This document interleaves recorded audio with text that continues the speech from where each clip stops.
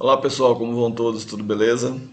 Pois é, mais uma aula que eu preparei aqui para vocês. Essa é sobre genética clássica, a primeira e a segunda lei de Mendel. A gente vai dar revisada em alguns conceitos principais e depois vem uma outra atividade para vocês também se organizarem, tá certo? Então, enquanto isso, vão estudando, vão vendo as aulas que os professores também estão disponibilizando para vocês, os links que vocês podem ver de material no sistema Aridissá, enfim, todo o material que está disponível para vocês nessa atividade.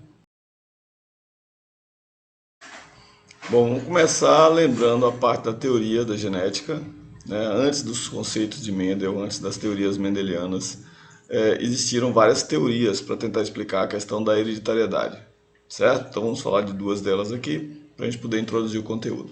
Vamos ver. Essa foi uma das teorias mais aceitas, a teoria da pré-formação, que ela até metade do século XVIII aproximadamente, né, imaginava-se que nos gametas masculinos e femininos existiam miniaturas de seres humanos. E a partir daí esse indivíduo só se desenvolveria. Esses micro-organismos seriam chamados de homúnculos. Essa é uma outra teoria proposta por Charles Darwin, a teoria da pangênese, que ela traz o contexto de que os nossos órgãos formam miniaturas, né, e seriam transportados pela corrente sanguínea até os gametas masculinos e femininos, e a partir da fecundação formariam-se novos organismos. Então, o que vocês acharam dessas duas teorias aí? Enfim, eram teorias que existiam no passado, século XVIII, século XIX, mas tentava explicar de alguma forma a questão da hereditariedade. Obviamente que só após os trabalhos de Mendel, seus estudos com as ervilhas de cheiro, é que a genética realmente começou a ganhar corpo, beleza? Então vamos dar uma olhada nas leis de Mendel, na primeira e na segunda lei, certo? Se liga aí.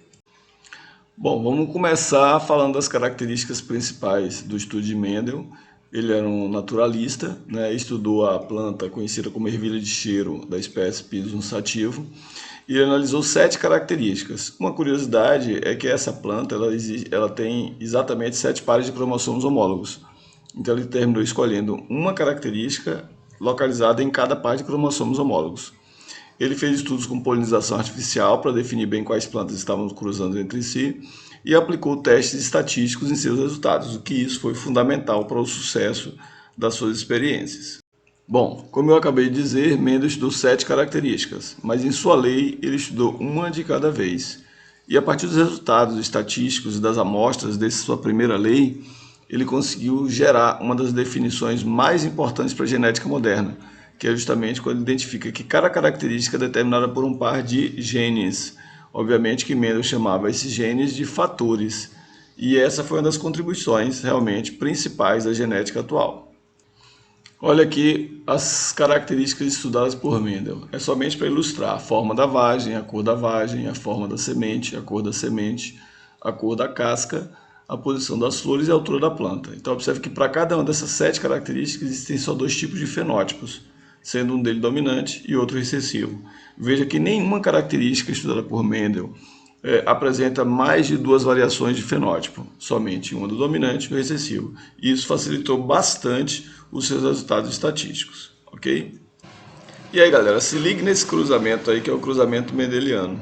Ele mostra justamente as 3 gerações que são obtidas no cruzamento mendeliano: geração parental, formada por indivíduos puros, um homozigoto dominante e outro homozigoto recessivo. Veja que a F1, proveniente da geração parental, é formada 100% de indivíduos heterozigotos, que são formados a partir do cruzamento dos 2 indivíduos da geração parental. E você tem a autofecundação da geração F1 gerando a geração F2, onde na geração F2 você tem um indivíduo homozigoto dominante, Vzão, Vzão, 2 indivíduos heterozigotos, Vzão, Vzinho, e um indivíduo homozigoto recessivo, Vzinho, Vzinho, ou seja, uma proporção de genótipo de 1 para 2 para 1 e uma proporção de fenótipo de 3 dominantes para 1 recessivo, certo? Se ligue na genética.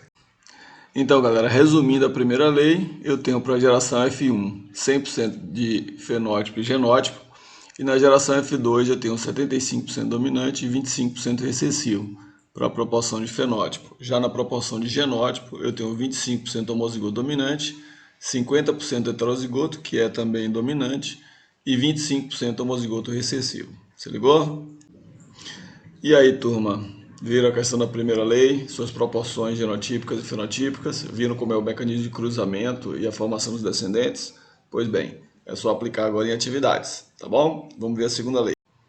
Bom, vamos dar uma olhada na segunda lei de Mendel, que é o momento em que ele analisa duas características das ervilhas ao mesmo tempo.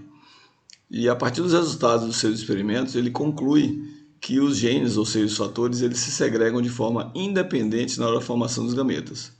Essa conclusão só foi possível por conta das proporções e dos fenótipos encontrados na geração F2. Olhem esse exemplo aqui estudado por Mendel. Duas características escolhidas, a cor da semente e a forma da semente.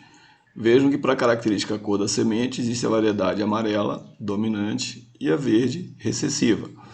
Já para a característica forma da semente, a forma lisa é dominante, enquanto a rugosa é recessiva.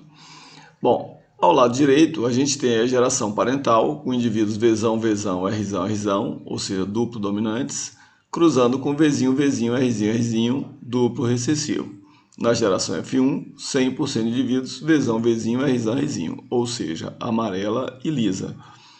A autofecundação dessa geração, Vzão, Vzinho, Rzão, Rzinho, com outro Vzão, Vzinho, Rzão, Rzinho, ele dá o resultado expressado aí no quadro de Punnett abaixo. Os gametas são identificados na coluna da esquerda e na superior, e as 16 combinações de genótipos formados no meio. O mais importante da gente perceber é que nesse exemplo a proporção fenotípica encontrada vai ser de 9 para 3 para 3 para 1, que é o que estabelece a condição fenotípica da geração F2 de Mendel. Neste outro quadro, a gente consegue perceber o detalhe sobre a formação dos gametas. Veja que a gente tem os indivíduos da geração parental, Vzão, Vzão, Rzão, Rzão e Vzinho, Vzinho, Rzinho, Rzinho na parte superior da imagem, formando os gametas aí, formando a geração F1. E depois a gente vê o quadro de Punnett com os gametas gerados a partir de cada indivíduo Vzão, Vzinho, Rzão, Rzinho. Então são 4 tipos de gametas, Vzão, Rzão, Vzão, Rzinho, Vzinho, Rzão e Vzinho, Rzinho, em proporções iguais entre eles, ou seja, de 25%. E na parte inferior direita da imagem, a gente percebe a proporção 9331, clássica da geração F2 de Mendel. Olha então aí a conclusão da segunda lei de Mendel. Na geração F1, a proporção de fenótipo e de genótipo é 100%, duplo dominante para o fenótipo e duplo heterozigoto para o genótipo, duplo porque nós estamos trabalhando com duas características, e a F2 mostrando a proporção 9331 para cada 16 indivíduos formados, tendo duas características dominantes, ou uma dominante recessiva, ou duas recessivas. Lembrando que é justamente essa proporção e essa distribuição fenotípica que permitiu a Mendel entender e compreender que os fatores, ou seja, os genes, eles se distribuem de forma aleatória no momento da formação de gametas.